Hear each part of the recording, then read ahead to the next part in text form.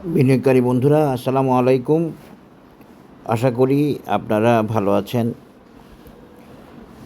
আমি অ্যানালিসিস দিতে গিয়ে ফিনান্সিয়াল ইনস্টিটিউটের কথা বলছিলাম যে ফিনান্সিয়াল ইনস্টিটিউট হয়তো উঠে আসবে এবং বাজার কারেকশানে নাও যেতে পারে। নাও যেতে পারে বলার কারণটা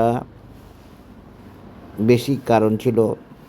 তো দেখা যাচ্ছে কি আসলে নাও যেতে পারে, যেগুলো বলছি ওগুলো আসলে একটা রেগুলার কারেকশানের মতো হয়েছে এবং কিছুটা পথ নিচে নেমে আসছে। হ্যাঁ, এটাও ভালো পথ, তারপরেও এটা বড় রকমের কোনো ডেভিয়েশন না এবং এখান থেকে উঠে আসতে পারবে। কিন্তু যেই সেক্টরগুলো টার্গেট মিট করছে সেগুলো এখান থেকে বা এখন উঠে আসতে পারাটা কঠিন আছে, যে জন্য ওই অ্যানালিসিস আর এই অ্যানালিসিসের মধ্যে পার্থক্য আছে।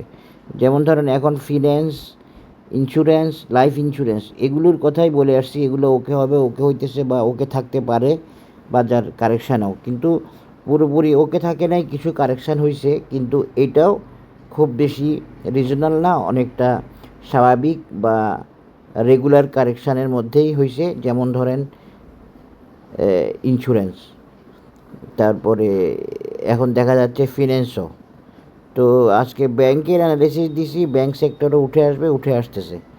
এখন দেখেন ফিন্যান্স সেক্টর এখনও প্রায় বুলিশ লেভেলে আসে, একটুর জন্য সে ক্লাউডে আসছে। ক্লাউডে আসার পরে গতকাল সে একটা গ্রিন ক্যান্ডেল করছে, যে ক্যান্ডেলটা সাপোর্ট পাওয়ার মতো একটা ক্যান্ডেল বা সাপোর্ট পাওয়ার একটা ইন্ডিকেশন দেয়, সেরকম একটা ক্যান্ডেল। তো ফিন্যান্স সেক্টর কী লেভেলে আছে, কেমন আছে, আমরা এখন একটু দেখার চেষ্টা করব। তার আগে আমি একটু ফিন্যান্স সেক্টরের মান্থলি চার্টটা একটু দেখার চেষ্টা করি।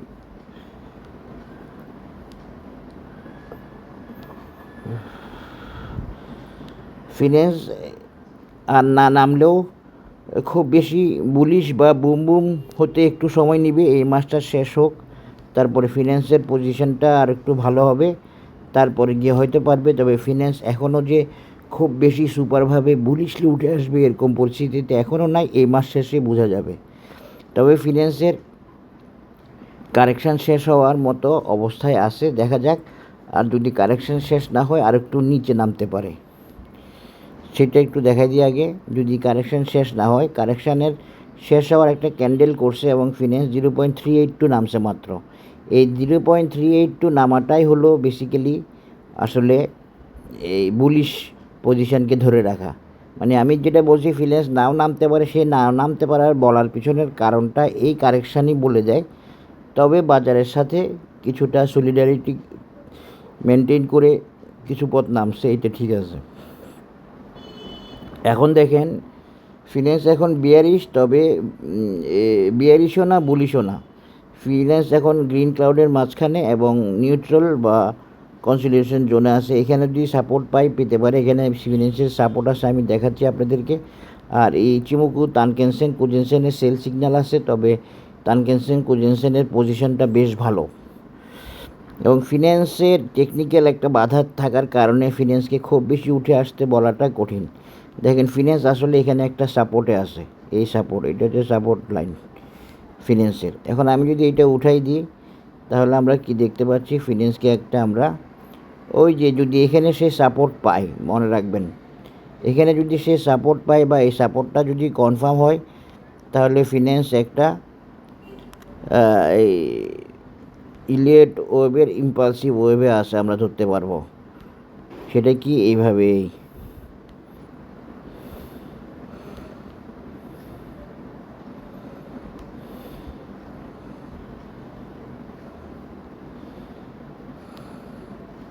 এখন থার্ড ওয়েভটা কতটুকু হবে আমরা বলতে পারতেছি না, এতটুকু হতে পারে। তবে এটাকে ইলিয়েট ওয়েভ আমরা বলবো না, ভিন্ন কারণে, মেজারমেন্টগত কারণে ইলিয়েট ওয়েভ বলবো না। যদিও ইলিয়েট ওয়েভের মতো, কিন্তু আমরা এটাকে ইলিয়েট ওয়েভ বলবো না। তাহলে আমরা কি করব, আমরা ফিন্যান্সকে আমরা এভাবে দেখাইতে পারি। ফিন্যান্সকে আমরা দেখাবো হচ্ছে মূলত এই ক্লাসিক সি হর্স প্যাটার্ন দিয়ে দেখাবো এবং ফিন্যান্স নেক্সট মুভমেন্টে ফিন্যান্সের একটু ঝামেলা এখনও আছে বা প্রবলেম আছে, সেটা পার করে ফেললে ফিন্যান্স 18.6 লেভেলে যাওয়ার আছে। আশা করি বুঝতে পেরেছেন। আমরা যদি ফিন্যান্সকে ফিবোনাচি দিয়ে দেখানোর চেষ্টা করি, তাইলে আমরা এই ধরনের একটা মেজারমেন্ট পাবো, কাছাকাছি বা এই ধরনের একটা মেজারমেন্ট পাবো। সুতরাং এই মেজারমেন্টটা ওকে আছে 18.6, এই মেজারমেন্টটা ওকে আছে এই। আর আমরা যদি শর্ট টার্ম একটা মেজারমেন্ট দিই,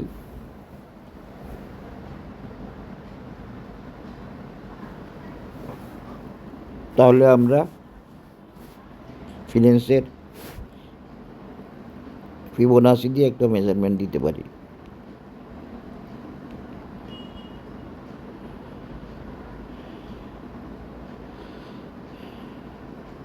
16.40 একটা রেজিস্ট্যান্স থাকবে ফিন্যান্সের। ফিন্যান্স ভালো, পুরোপুরি ভালো নাই। ফিন্যান্স লাইফের মতো ভালো নাই। ফিন্যান্স বলতে গেলে ব্যাংকের মতো ভালো নাই, একটু পিছানো আছে। আর ইন্স্যুরেন্সের মতো তো নাই। তো সব মিলিয়ে ফিন্যান্স এই জন্যই স্ট্রাগল করতেছে। অল্প পথ গিয়ে কারেকশান হয়েছে, এবং আরেকটা পথ 46 হতে পারে, আরেকটা পথ 20 হতে পারে, 18-60 হতে পারে, এই আর কি।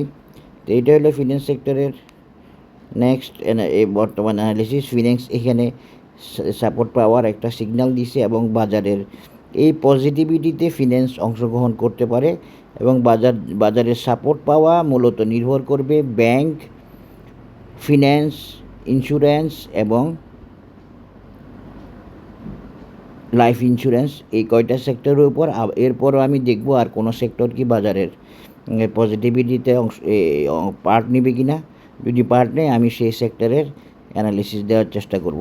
এই 4টা সেক্টর করা যাচ্ছে বা আশা করি বাজারের পজিটিভিটিতে অংশ নেবে ইনশাল্লাহ। আশা করি বুঝতে পেরেছেন। ফিন্যান্সের আরেকটা রেজিস্ট্যান্স আছে 22-এ। ইন ফিউচারে ফিন্যান্স 22 পর্যন্ত চলে যেতে পারে, চলে যাওয়াটা সম্ভব। ওর টার্গেট 22 পর্যন্ত যাওয়া, টার্গেট আছে 22 পর্যন্ত যাওয়া। সেটা এই বছর নাগাদ যেতে পারে, এমন হইতে পারে। সবাই ভালো থাকবেন, ধন্যবাদ।